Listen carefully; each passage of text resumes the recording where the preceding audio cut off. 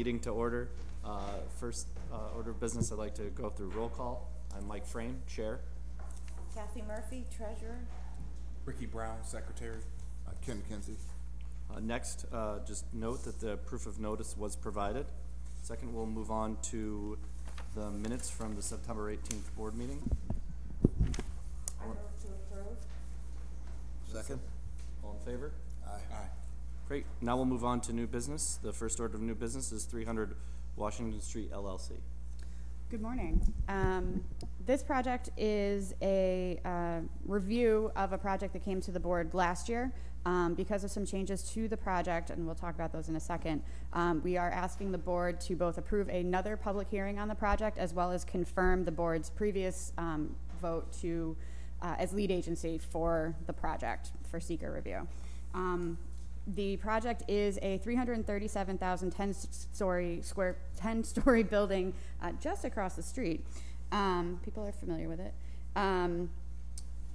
The change to the project is now 20,000 square feet of retail space on the first floor and then second through 10th floors as residential units. The total cost of the project is estimated to be just about $35 million, and the project is requesting benefits in the form of a mortgage recording tax valued at $263,152, a sales tax exemption valued at about $1.3 million, and a standard 10-year pilot agreement. As you know, the pilot, once we get this application, we work with the assessor's office and we get you that value before any determination on whether the agency will approve the project. So we will do that in the next month. If you have any questions about the project, Judy or I'd be happy to answer them, or we do have representatives from the project here as well. So do we need to do two resolutions, just one? It's baked into the one resolution. Okay, so can I have a motion to approve the resolution to hold a public hearing? I'll make a motion to do it. Second. All in favor? Great. Great. Now let's move on to Crapola Center, LLC. Again, the action before you is another approval of a resolution to hold a public hearing. People might be familiar with this project. It is the building commonly known as Jefferson Center at the corner of Salina and Jefferson Streets in the 300 block here downtown.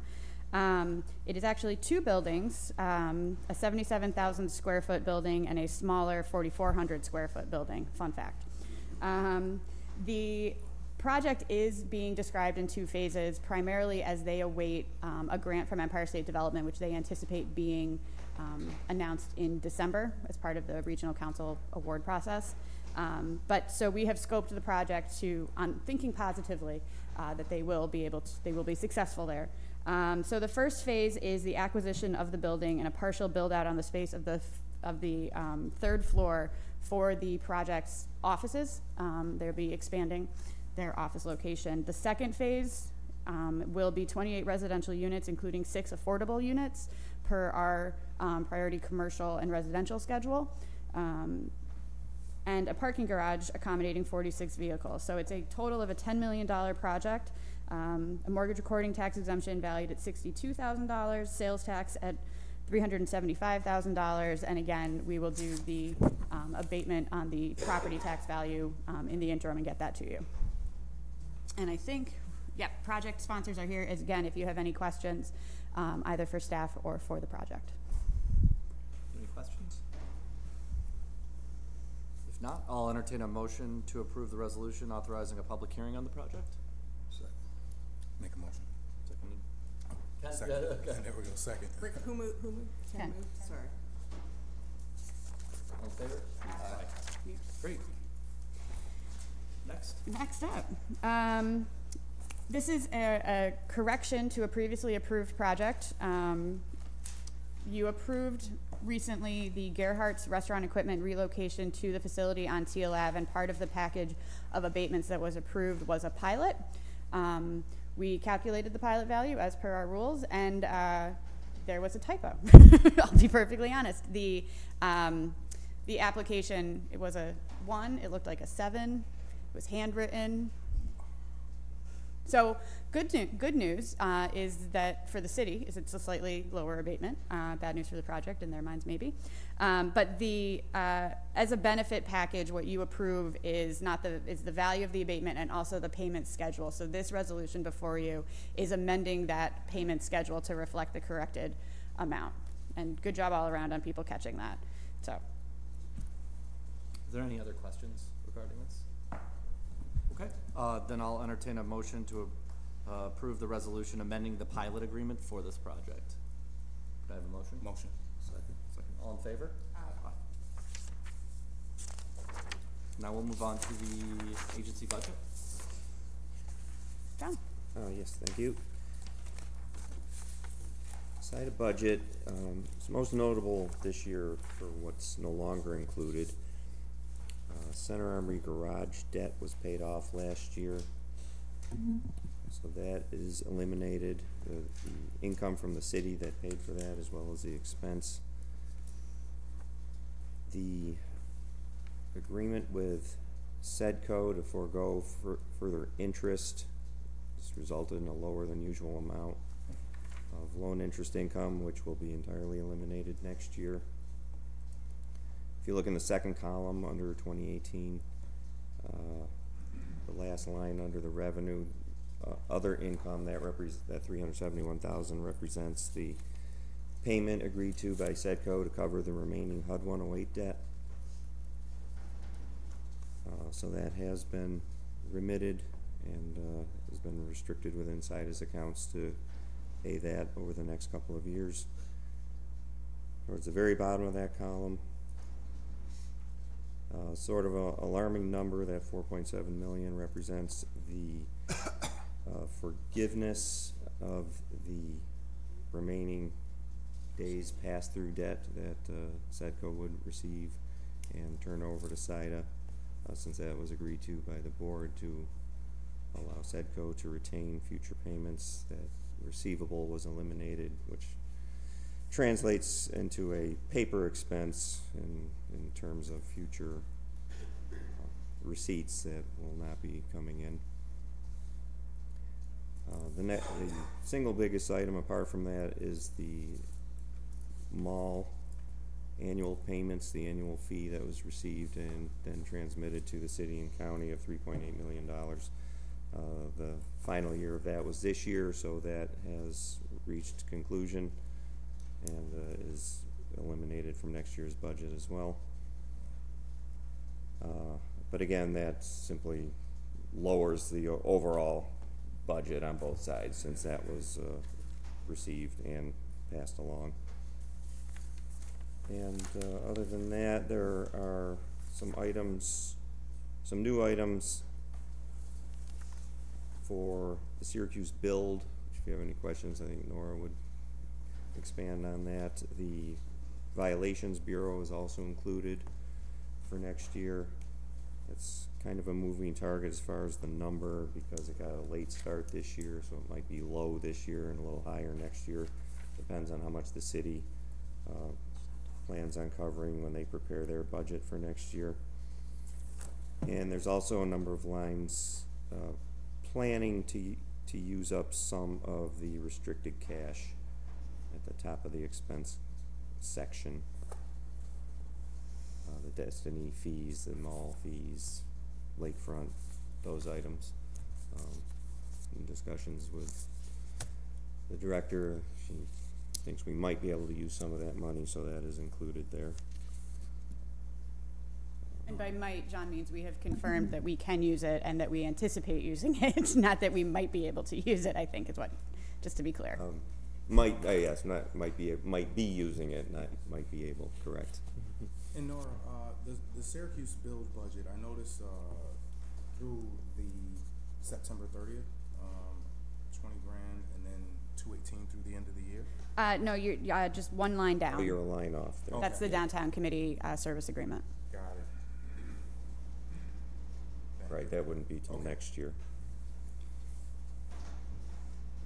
So, and that's a placeholder figure as we continue to figure out the budget on that, but we anticipate, you know, an announcement this fall on the program, and as the program gets up and running and there are the constant search for grant dollars, since we are in a position to be supportive and we anticipate SIDA projects being a critical component of the entire mix of projects that would be part of the program, you know, using our fee income in the ways that we are able to, this seemed like a nice alignment But, so that's the placeholder figure, because we do have to get our budget into the authority's budget office. I don't think it would vary much from that, but that's sort of the number that we've been kicking around for SIDA.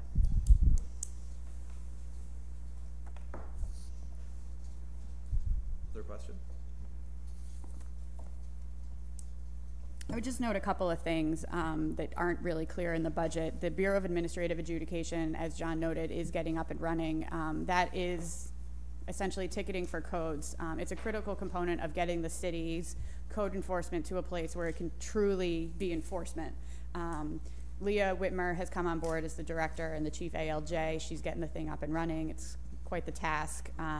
Our support is out of our fee income again, and is largely due to the fact that as we continue to raise the standard of our code enforcement and the standard of our housing stock and our building stock, that's an economic development move. Improved property values, I think, are critical all across the city budget. And so again, where we can be supportive as these things get up and running, this board in the past and before you today is the option to continue to support those initiatives. Would it be possible to have a public hearing to see how that's going in terms of the improvements? So Leah has not, we haven't started ticketing yet, but yeah. Well, once we do, can we maybe on a quarterly basis get some sort of report? Yeah, absolutely. So that we can be able to share that with the public? Absolutely. Thank you. Any other questions? Barring no other questions, I'll entertain do we need to, a motion to adopt the proposed budget for 2019? Yes. Make a motion to adopt. A second. All in favor? Aye. Thank you. Thank you, Mr. Chairman. Now we'll go on to brownfield site funding. Yes, in our continuing quest to be as helpful as possible with all of these things, there was, as we were going through the agency budget, a line item, restricted money for 2 sites on Erie Boulevard that had begun the process of being cleaned up, but had not yet completed the process of being cleaned up. So Judy tracked down the work with the DEC, the work with CNS on behalf of the city, some funds that had been allocated that the city had, tucked away for these. We've revived it. We've gotten the city, in cooperation with the engineering department and the planning division, have worked with CNS engineers and the DEC to develop current scopes, which are not that much different as they were. There is funding for one of the sites, and Judy, I get them confused. Which site is fully funded by the city? The funding that we're going to use is for the Sims Match Plate site, which I passed you the pictures of. It's on Erie Boulevard. There were actually 2 sites, Sims, and what is referred to as Zip Zip Mini Market, the Zip Zip site, and that's closer to downtown. But it turned out that engineering had enough money to complete the Zip Zip site.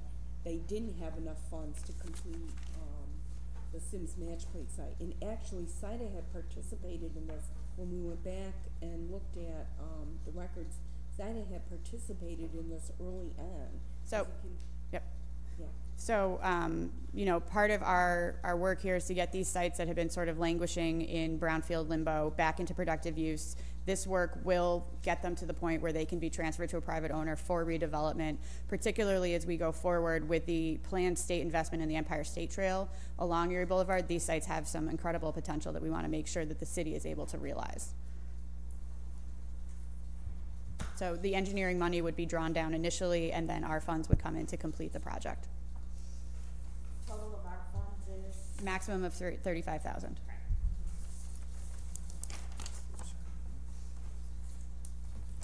Any other questions? If not, I'll entertain a motion to approve the resolution authorizing funding in the amount not to exceed $35,000. So moved. Second. All in favor? Aye. Any opposed? Any abstentions?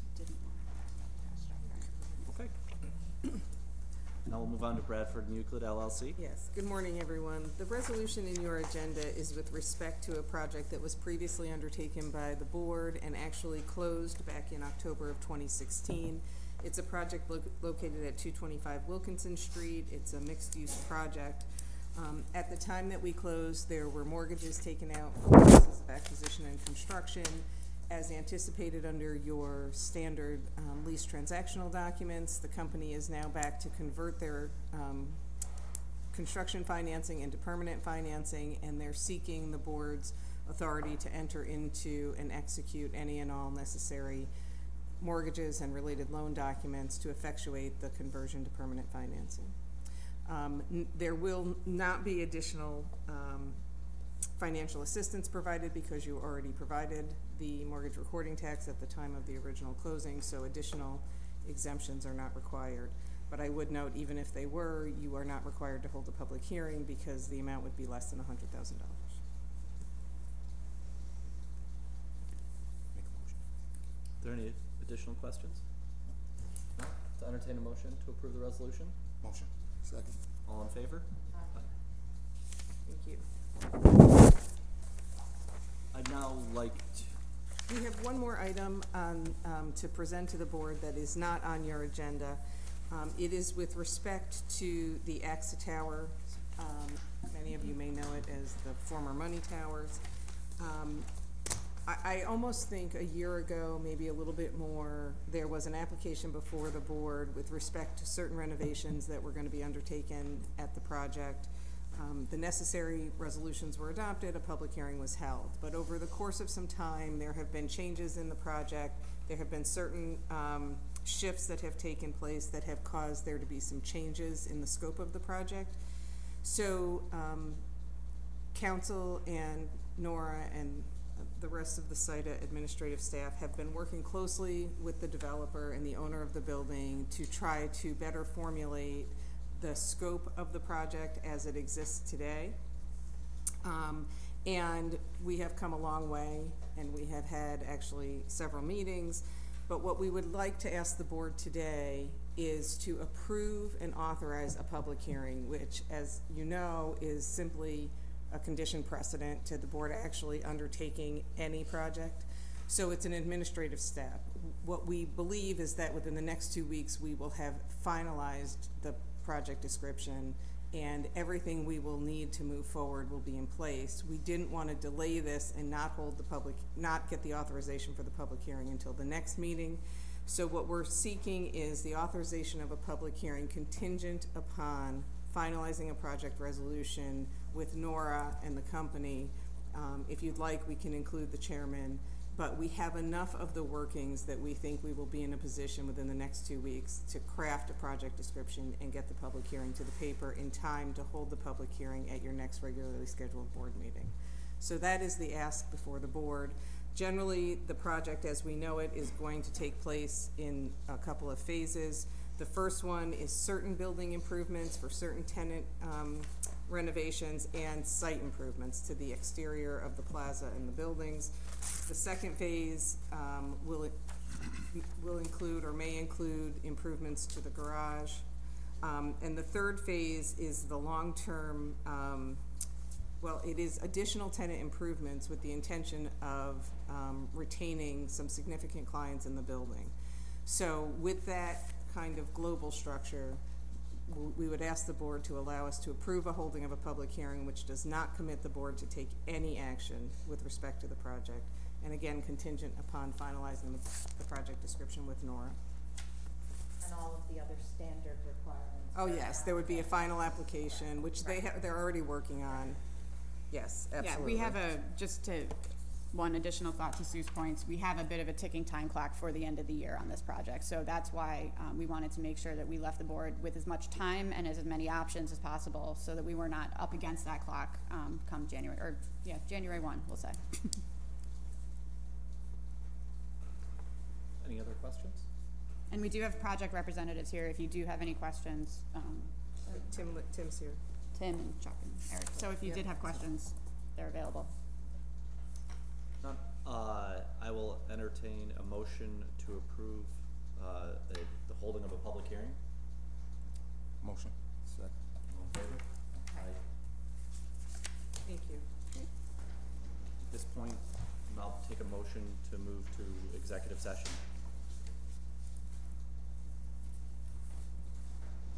Motion. So Second. case, we'd ask the public,